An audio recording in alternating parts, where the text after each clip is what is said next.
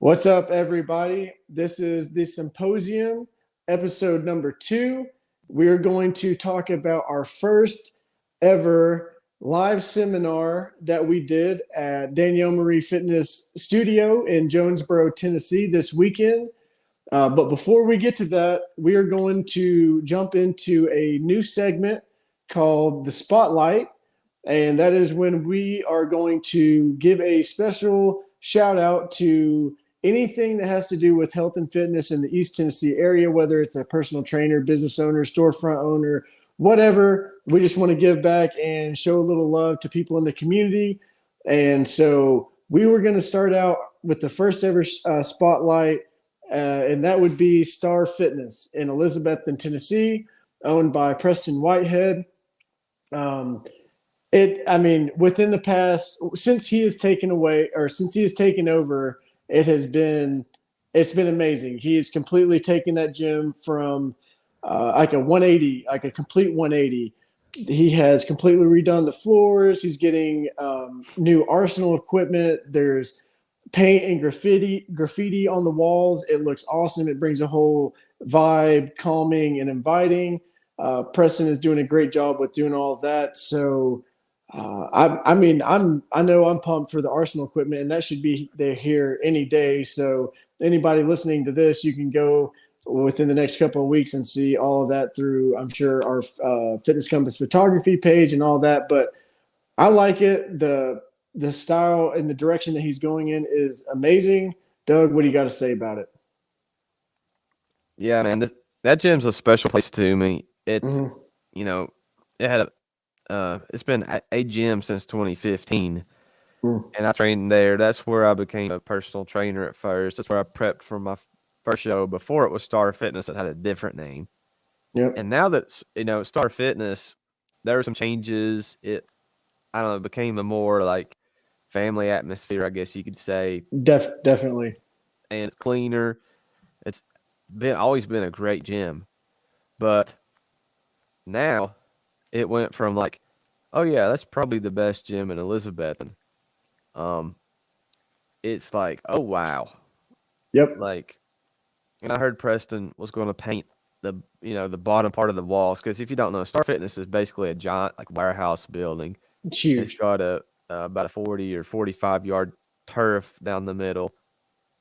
Um, Jason Witten's brother Ryan does something called Witten Huddle on the Turf with students in the area, not just in our Yep. hometown, like literally people an hour plus away drive here to get, Yep. work one-on-one with Ron because he's such a good coach. Yep. And everyone that knows Ron would say that. And then he taken when he painted the bottom half black, it's Mm-hmm. amazing what that little change does. When you Yep. get the colors right in your gym. And I'm a fan. Like some gyms go for different vibes. Colors mean different things, and some gyms want like an old school vibe. I think about watching Pumping Iron. You know, the red floors, the bottom half of the walls were blue, then it was white. And so if you go red, white, and blue, it's more of an old school vibe. And you like the old schoolers. Anytime Fitness. I'll be Yeah. honest, I'm not sure what they're going with the purple, yellow, orange, and baby puke green. Yep. But Star Fitness, that the black and then the lights they have a couple Mm-hmm. of I'm drawing a blank right now, Clayton. What's it called? The like The the Mercury light they have. lights, Sorry, what? the big Mercury lights. I guess so. The one they have there at the front desk, and they have the one in the back Oh, corner that says, like neon lights. Sorry, yeah, like the yeah, neon just neon signs. script lights. Yeah, Yeah, it's there's nice. another name for it, but yeah, they look so clean, and the floor being black, the walls being black, black upholstery on the equipment, new dumbbells from Yep. yeah. Start like some gyms just do it right. Yep. And I walked in there and like I said, it's already a good gym. I'm like, yeah, they've done this right. Yep.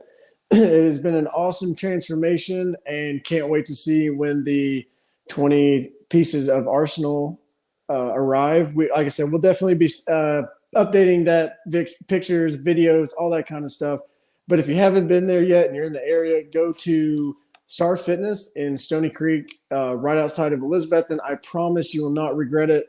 We also sell their day passes through fitnesscompassllc.com. So if you want to go buy a day pass, you can do that through us from absolutely anywhere, your couch, your car, or the parking lot. Just show your receipt to the manager or the front desk when you get there. So that's it for the spotlight. Star Fitness, Preston, you're doing a great job. Can't wait for the expo. Um, so yeah, that's about it on that. But we'll just jump into the topic today, and it was our the topic is our first ever live seminar. And like I said, we had it this weekend. It was at Danielle Marie Fitness in Jonesboro, and we promoted for it as best we could, but it's just when you get the whatever draw, whatever people you get there, no matter how many people it is, like you were saying before we hopped on here, you have to perform and you have to act like it's an audience, no matter if it's another person, because even if it's just a conversation, they came there, took time out of their day to do that. So you have to make sure that you deliver no matter what. So I'm not gonna Yeah. lie. At first, for me, that was an obstacle. I had to swallow it and just keep going. I mean, I'm human. It affected me a little bit, but we delivered a great service and everything to the people that came. So I mean, it was a success. It reminds me of my music days, man. Um, I remember sometimes we'd book a show and it'd be a killer turnout. We had one show I remember at the Hideaway in the city. People were packed in there. It was our album release show, and the band I played in, Say You Will, and people were standing every place there was to stand, even like in elevated spots up high. Wow. Um, like sometimes homeless people would wander in, they couldn't because it was too packed, and it was an amazing feeling. But then sometimes we'd book a show in another town, and oh, a bunch of people said they were going to come, and you show up, and there'd be Yep. five people in the audience. It's like, dude, we just played for like 500 people last night. Mm. Tonight we have five people in the audience, and I learned from my music days. You, like you said, you perform for whoever's there, just like it's any. Mhm. Always do your best, and Yep. you always do your best, and good things happen to you. Oh yeah. I just think it's part of being a good steward of whatever it is you have that you do right now.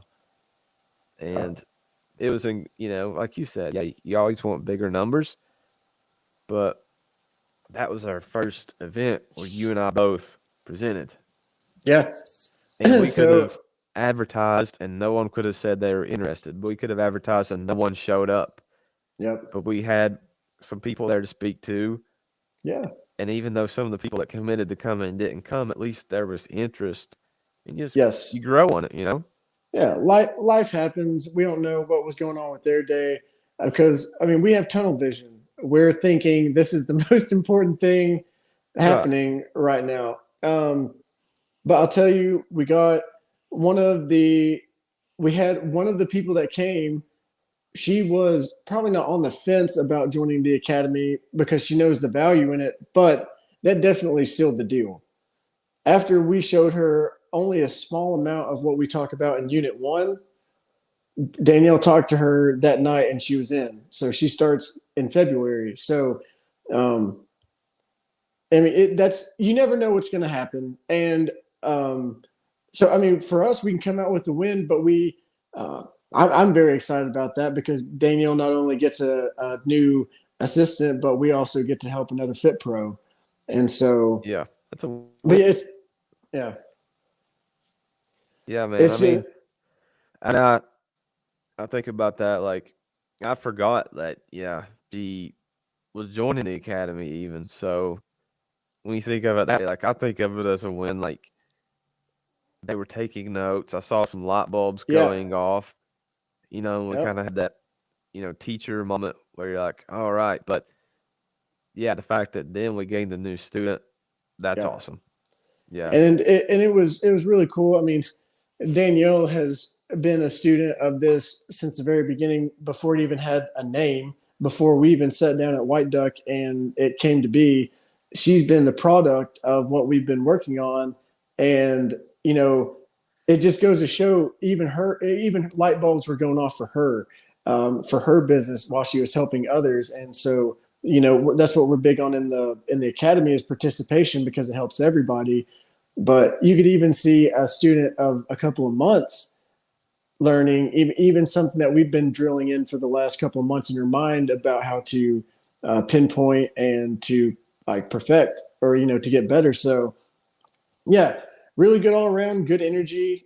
And so I guess, no matter the number, that's all you can ask for. And like we said, it doesn't hurt that we made a conversion and we get to assign another Fit Pro to the academy. So Yeah, and I mean, I think I see a lot of fit pros online saying things like, "Well, I really love fitness and I really love helping people achieve their fitness goals, but man, I hate going live on the mhm. internet." And if you're terrified of going live on the internet, in front of your computer screen, no one's in the room with you, then I can imagine the nerves some people would feel doing what we did. And Yep. do you have any tips for people? We're not even going to talk about going live, but in person. Oh, I Like sure do. if you have the opportunity to speak in person in front of people, absolutely take it. But do you Yo, have any tips for yes. people? Yes, I do. And that's crazy that you mentioned that because I had the honor of going around and testifying and speaking to churches in West Tennessee for about a year. And public speaking had never been an issue for me because of my public speaking class at ETSU my freshman year when I had to introduce myself and give a 2-minute acceptance speech for a paper towel roll to 40 people that I'd never met before in my whole life. And so after I did that, it was all downhill. It was all easy. But I'll tell Yeah. you what I have found out I mean, we go to small churches, but then we'd also go to very large churches. And there was one church that I remember, I mean, it was a very, very large congregation. And I was kind of getting nervous before I went up there and testified. But I was thinking, I was like, who's testifying?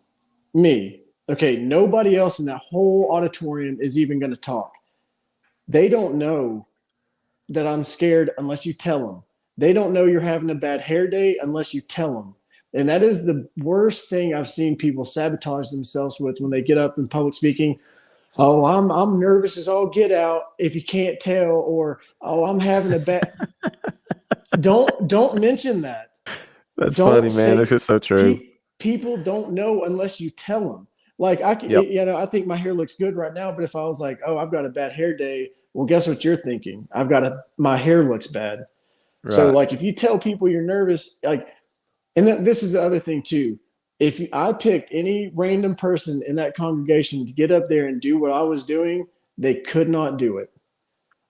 Saying I'm the one doing it, nobody else knows.